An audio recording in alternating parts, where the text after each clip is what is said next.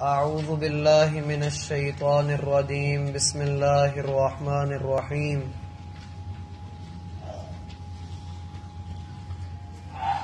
احباب ذی وقار، اللہ تعالی کی توفیق اور رحمت کے ساتھ ہم قرآن کریم کی 40ویں سورت کا آغاز کر رہے ہیں۔ اس سورت کا نام سورہ المومن ہے۔ اس میں 9 رکوع ہیں اور 85 آیات ہیں۔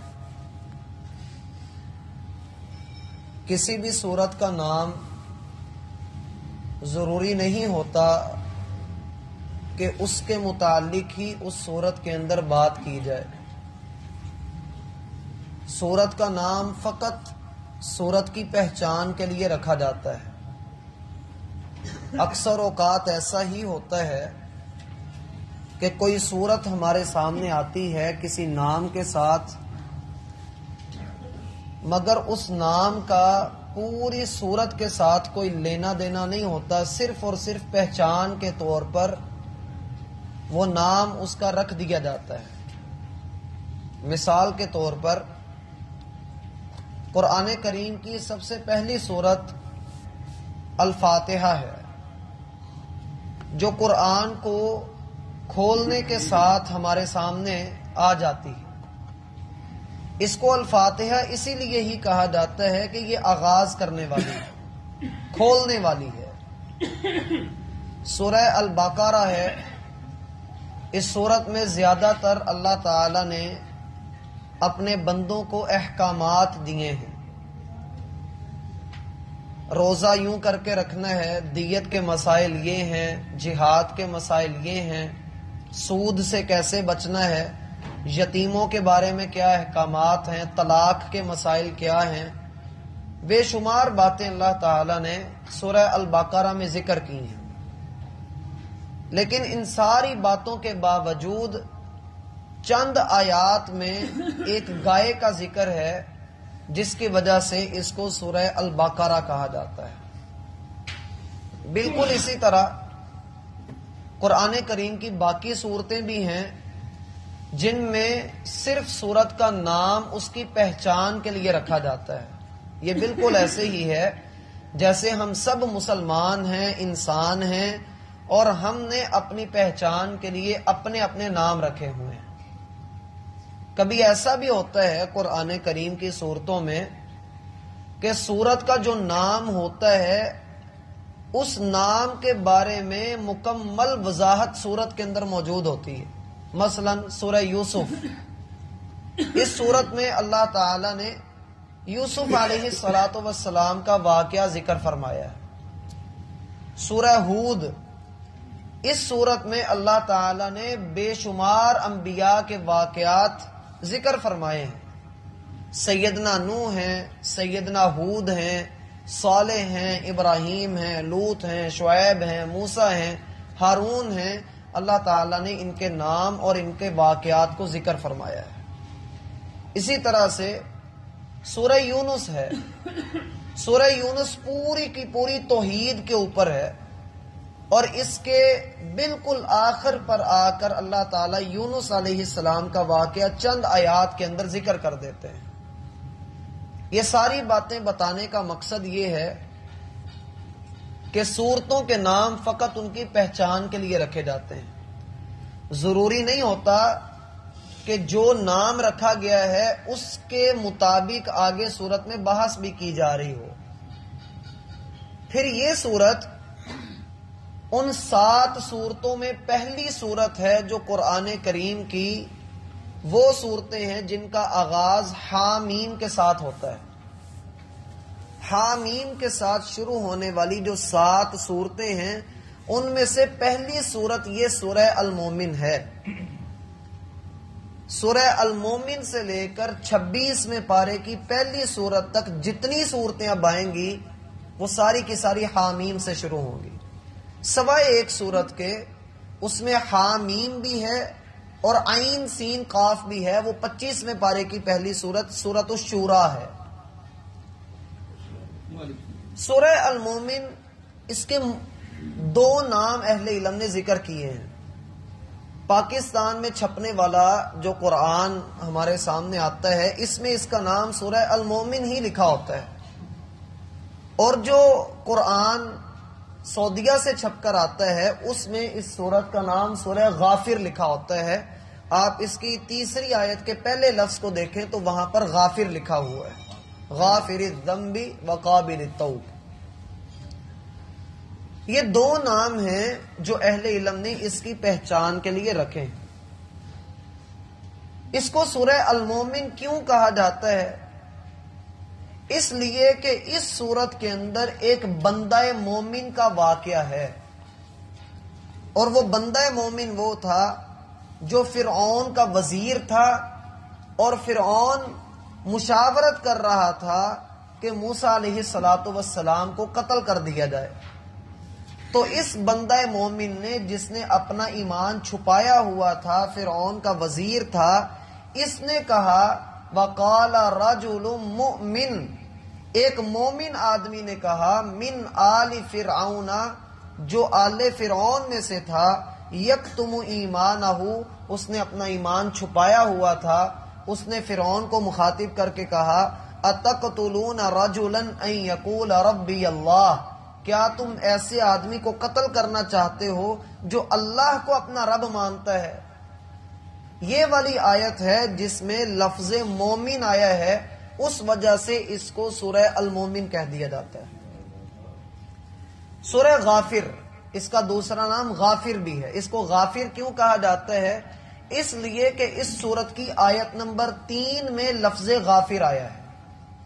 اب بات یہ آتی ہے کہ لفظ غافر تو اور بھی صورتوں میں آیا ہے، لفظ مومن تو اور صورتوں میں بھی آیا ہے، تو پھر ان کو ہی کیوں یہ پہچان دی جا رہی ہے؟ اس کی ایک وجہ اہل علم نے بیان کی ہے کہ اس کو سورہ مومن تو اس لیے کہا جاتا ہے کہ وہ بندہ مومن ایک خاص آدمی ہے جو فرعون کا وزیر تھا، اس لیے اس کو سورہ المومن کہہ دیا۔ اور سورہ غافر اس کو اس لیے کہا ہے کہ اس سورت میں جا بجا بہت ساری جگہوں پر، بے شمار جگہوں پر آپ اللہ تعالی کی صفات کا مطالعہ کریں گے، اور سورہ المومن سے لے کر سورۃ الاحقاف تک، یعنی 7 صورتیں جو حامیم سے شروع ہوتی ہیں، ان 7 صورتوں کا موضوع میرا بھائی توحید ہے۔ توحید کے موضوع کے اوپر بات کی جائے گی، اور یہ توحید ہوگی عملی اعتبار سے، کہ عمل کے اعتبار سے اللہ تعالیٰ کے ہاں توحید کیا اہمیت رکھتی ہے، کیا وقت رکھتی ہے۔ اس سورت کے آغاز میں اللہ تعالیٰ نے سورہ زمر کا ہی ذکر کیا ہے۔ جو آیات ہم سورہ زمر کے اندر بالکل آخر پر ہم پڑھ کر آئے ہیں، وہی باتیں اس سورت کے آغاز میں پہلی 9 آیات کے اندر ہم پڑھیں گے۔ ان میں یہ ہوگا کہ اللہ تعالیٰ نے پچھلی سورت کے اندر کفار کو ڈرایا ہے کہ اگر تم لوگ ایمان نہیں لاتے تو گروہ در گروہ جہنم کے اندر ڈال دیے جاؤ گے۔ اور اس سورت کے آغاز میں اللہ تعالیٰ نے یہ بات فرمائی ہے، غافر الذنب، وہ اللہ گناہ کو معاف کرنے والا، وقابل التوب، اور توبہ کو قبول کرنے والا ہے، شدید العقاب، وہ بڑی سخت سزا دینے والا ہے، ذی الطول، بڑے فضل والا ہے۔ یہ اللہ تعالیٰ کی ساری صفات ہیں۔ ان صفات کے ساتھ کفار کو، انسانوں کو امید دلائی جا رہی ہے کہ اللہ تعالیٰ کی رحمت جب تک تمہاری سانسیں چل رہی ہیں اور تمہارے دل کے اندر ہدایت حاصل کرنے کا لالچ ہے تو اللہ کی رحمت کے دروازے تمہارے لیے کھلے ہیں، تم آ سکتے ہو۔ پھر اس صورت کے اندر قیامت کے دن کا ایک ہولناک منظر پیش کیا گیا ہے، جس میں اللہ تعالیٰ کا مشہور سوال کہ اللہ تعالیٰ اس دن پوچھیں گے کہ آج کے دن بادشاہی کس کے لیے ہے، اور خود ہی اللہ تعالیٰ جواب دیں گے کہ ایک اکیلے واحد اللہ کے لیے۔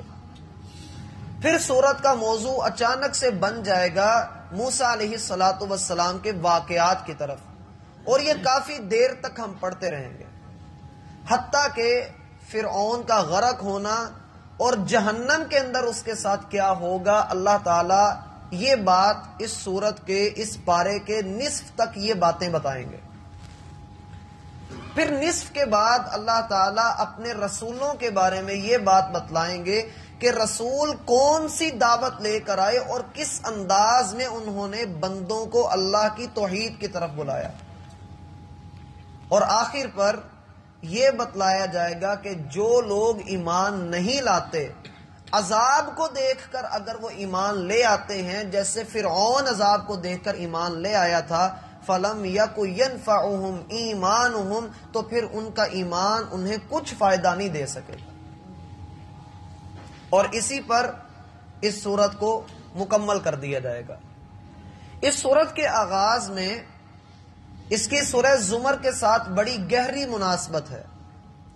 وہ گہری مناسبت یہ ہے کہ آپ سورہ زمر کی پہلی آیت کو 23ویں پارے میں پڑھ چکے ہیں، وہ شروع ہو رہی تھی، آپ اسی آیت کو دیکھیے، اس کی دوسری آیت کو، وہ آیت وہاں پر تھی تنزیل الکتاب من اللہ العزیز الحکیم، یہاں پر لفظ ہے علیم، وہاں پر حکیم تھا۔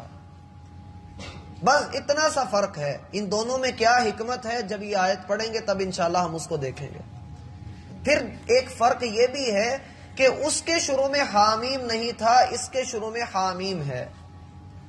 اب یہ جو حامیم ہے اللہ تعالی نے ان کو نازل فرمایا ہے، اور رسول اللہ صلی اللہ علیہ وآلہ وسلم نے، صحابہ کرام نے ان کا کوئی بھی مطلب نہیں بتایا، یہ بالکل ویسے ہی ہم تک پہنچے ہیں جیسے اللہ تعالیٰ نے ان کو نازل کیا، ان کا کوئی بھی معنی نہیں۔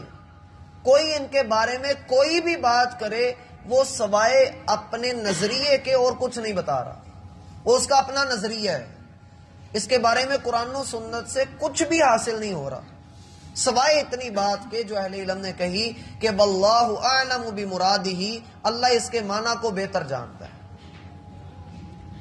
یہاں پر رک کر ایک سوال آتا ہے کہ اللہ تو قرآن میں یہ ارشاد فرماتا ہے کہ میں نے ہر بات کھول کر وضاحت کے ساتھ بیان کی ہے، تو پھر ان آیات کو، ان حروف کو، حروف مقطعات کو اللہ تعالیٰ نے کھول کر کیوں نہیں بیان کیا؟ یہ ایک ایسا سوال ہے کہ اگر قرآن و سنت کا دامن چھوڑ کر یہ سوال کیا جائے تو سوائے گمراہی کے کچھ نہیں ملتا۔ بندہ پھر قرآن پر اعتراض کرتا ہے کہ اللہ نے تو قرآن میں اپنا دعوی غلط کر دیا، نعوذ باللہ، کہ اللہ کہتا ہے میں نے ہر بات کھول کر بیان کی لیکن الف لام میم کا مطلب ہی نہیں پتا، کاف ہا یا عین صاد کیا ہے اس کا ہمیں مطلب ہی نہیں پتا۔ لیکن جب ہم قرآن و سنت کے دامن کو پکڑتے ہیں اور اس کے ساتھ ساتھ ہم دیکھتے ہیں کہ قرآن کن لوگوں کے اوپر اللہ تعالیٰ نے نازل کیا، کن لوگوں کے درمیان یہ قرآن اترا، تو سب سے پہلے یہ اعتراض کرنا ان کا حق تھا۔ عربوں کو چاہیے تھا وہ کہتے کہ محمد صلی اللہ علیہ وآلہ وسلم ہمیں الف لام میم کی سمجھ نہیں آ رہی، ہمیں نہیں پتہ لگ رہا کہ نون، قاف، صاد اور حامیم یہ کیا ہیں۔ سب سے پہلا اعتراض وہ کرتے۔ میرا بھائی دراصل یہ والی جو آیات ہیں حامیم، الف لام میم را وغیرہ، یہ ساری کی ساری عربوں کے کلام کے اندر پہلے سے استعمال ہوتے رہے ہیں یہ والے الفاظ۔ آپ جانتے ہیں کہ نبی علیہ الصلاۃ والسلام پر ایک الزام یہ بھی لگتا تھا کہ یہ شاعر ہے، یہ شاعر ہے۔ وہ قرآن کے مزاج کو سمجھتے تھے، اور قرآن ایک ایسی کتاب ہے جس نے بڑے بڑے شاعروں کی بولتیاں بند کروائی ہیں، اور اس کتاب کے اندر اللہ تعالی نے ایسے انداز کے ساتھ اس کلام کو مرتب کیا ہے کہ کوئی بھی اس کا مقابلہ نہیں کر سکتا، کوئی اس پر اعتراض بھی نہیں کر سکتا۔ یہ الف لام میم یا الف لام را یا اکیلا نون، قاف، لام وغیرہ جو الفاظ ہیں، جو حروف اللہ تعالیٰ نے ذکر کیے ہیں، یہ عرب اپنے کلام کے اندر جب وہ شاعری کیا کرتے تھے تو اپنے کلام میں وہ یہ کلمات، یہ الفاظ استعمال کیا کرتے تھے۔ اور یہ کیوں استعمال کرتے تھے؟ صرف ردم بنانے کے لیے. جیسے دیکھیے حامیم تنزیل الکتابی من اللہ العزیز العلیم، یہ ایک ردم ہے، میم اور آگے پھر میم ہے. جیسے الرحمن علم القرآن خلق الانسان، ایک ردم کے اوپر باتیں آ رہی ہیں. بات کی سمجھ آ رہی ہے؟ سورۃ القدر ہے، انا انزلناہ فی لیلۃ القدر وما ادراک ما لیلۃ القدر لیلۃ القدر خیر من الف شہر، ایک ردم کے اوپر. هو اللہ احد اللہ الصمد لم یلد ولم یولد، یہ ایک ردم کے اوپر آیات آ رہی ہیں. اس لیے اللہ تعالیٰ نے ان کو قرآن کریم کے، ان کو آپ کہہ لیں کہ یہ قرآن کا حسن ہے. اسی لیے سیدنا عبداللہ بن مسعود رضی اللہ عنہ کا قول ملتا ہے کہ حامیم سے شروع ہونے والی صورتیں یہ قرآن کا دروازہ ہیں، قرآن کی خوبصورتی ہیں.